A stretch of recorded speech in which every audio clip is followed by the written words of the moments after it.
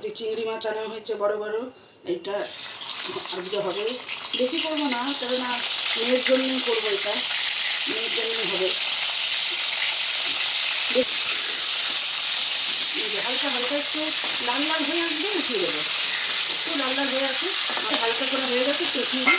হালকা করে ভাজলে হবে, বেশি করে শক্ত হয়ে যাবে, এরপরে নরম হয়ে যাবে। এই যে কালো জিরা দিয়ে দিলাম,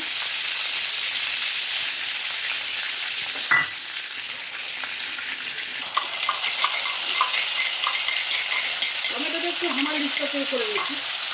টমেটোটা একটু নাড়াবো যাতে টমেটোর যে কাঁচা গন্ধটা চলে যাবে। টমেটোটা কষুক, যাতে কাঁচা গন্ধটা থেকে যাবে টমেটো। এই যে একটু আস্তে আস্তে করে এবার মশলাগুলো দিই। এই যে হলুদ গুঁড়ো,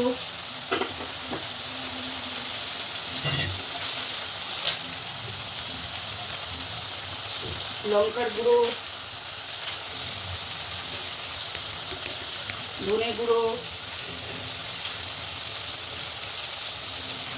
কাশ্মীরি লঙ্কার গুঁড়ো রঙটা হওয়ার জন্য,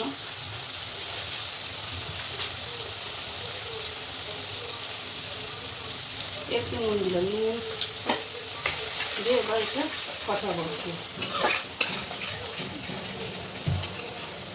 একটু মিষ্টি দেবো, কেননা একটু মিষ্টি না দিলে ভালো লাগবে না। এই যে আমি না গুড় খাই, কেননা সত্যি কথা আমার সুগার, থাইরয়েড, এর জন্য আমি চিনিটা খাই না, গুড় খাই। গুড় দিয়ে আমাদের ঘরে রান্না হয়, আর ব্রাউন সুগার দিয়ে চিনি চা খাই। আর সকালে তো লিকার চা খাই, চিনি ছাড়াই খাই। চিংড়ি মাছগুলো দিই না,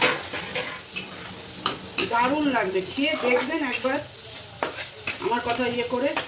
আর একটু সাবস্ক্রাইব করবেন, কমেন্টস করবেন, লাইক করবেন।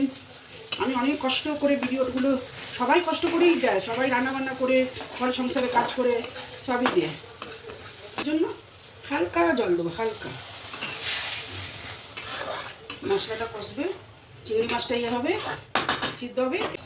এই যে হচ্ছে, উঠছে চিংড়ি। সত্যি বলছি দিদি ভাইরা, বোনেরা, এইভাবে চিংড়ি করো সবসময়। এই পেঁয়াজ, আদা, রসুন, সরষে বাটা এগুলোতে মানে দিলে সত্যি ভালো হয়, কিন্তু এইভাবে শুধু টমেটোটাকে গ্রেড মানে একটু ইয়ে করে পেস্ট করে আমি যেভাবে করেছি, হ্যাঁ, সেই যে আদাও দিনই, রসুন দিনই, সত্যি বলছি একটু মিষ্টি দেবে, একটু মিষ্টি মিষ্টি বেশ লাগবে।